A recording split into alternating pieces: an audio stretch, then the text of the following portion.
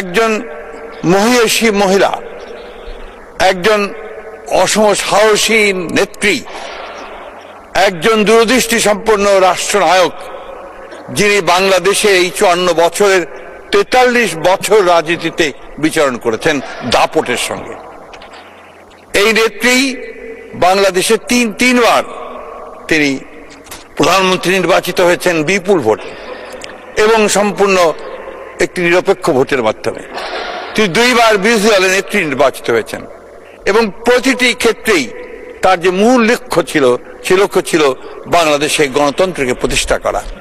আমরা দেখেছি যে যখন তিনি সরকারে ছিলেন সেই সময় তিনি এমন কাজগুলো করেছেন, যেমন প্রেসিডেন্সিয়াল ফর্ম অফ গভর্নমেন্ট থেকে পার্লামেন্টারি ফর্ম অফ গভর্নমেন্টে নিয়ে আসা এবং অন্যান্য গণতন্ত্রের প্রতিষ্ঠানগুলোকে দাঁড় করানোর চেষ্টা করা, সংবাদপত্রের স্বাধীনতাকে নিশ্চিত করা। একই সঙ্গে রাষ্ট্রনায়ক হিসেবে তিনি বাংলাদেশের নারীদের উন্নয়নের ক্ষেত্রে একটা যুগান্তকারী ভূমিকা পালন করেছেন। তিনি মেয়েদের ক্লাস 10 পর্যন্ত লেখাপড়াকে অবৈতনিক করেছিলেন এবং মহিলাদের ক্ষমতায়নের জন্য তিনি অনেক কাজ করেছিলেন। আমি বেশি কথা বলবো না, আমি শুধু কয়েকটা কথা, যখন তিনি প্রধানমন্ত্রী ছিলেন তিনি যে কাজগুলো করেছিলেন তার কিছু না বললে আমি মনে করি যে অবিচার করা হবে। তিনি প্রাথমিক শিক্ষাকে বাধ্যতামূলক করেছিলেন, যেটা একটা যুগান্তকারী পদক্ষেপ ছিল এডুকেশনের ক্ষেত্রে। উন্মুক্ত বিশ্ববিদ্যালয় ও জাতীয় বিশ্ববিদ্যালয় এই দুটি তারই হাতে তৈরি করা হয়েছিল এবং একই সঙ্গে বেসরকারি খাতে বিশ্ববিদ্যালয় এবং মেডিকেল কলেজের অনুমতি তিনি দিয়েছিলেন।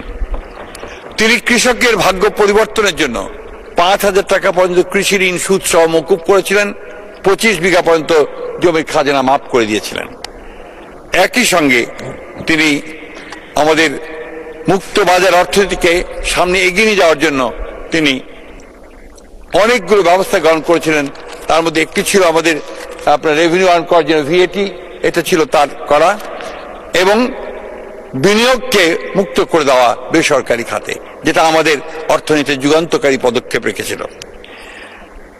একই সঙ্গে অনুমতি ছাড়াই 30 কোটি টাকা বিনিয়োগের সীমা নির্ধারণ করা হয়েছিল এবং নতুন শিল্প প্রতিষ্ঠা করা হয়েছিল সেই সময়। একটি স্বনির্ভর অর্থনীতি গড়ে তোলার জন্য দারিদ্র্য বিমোচন, স্থানীয় সরকারকে শক্তিশালী করা, মূর্ত অর্থনীতিকে আরো প্রাণবন্ত করা,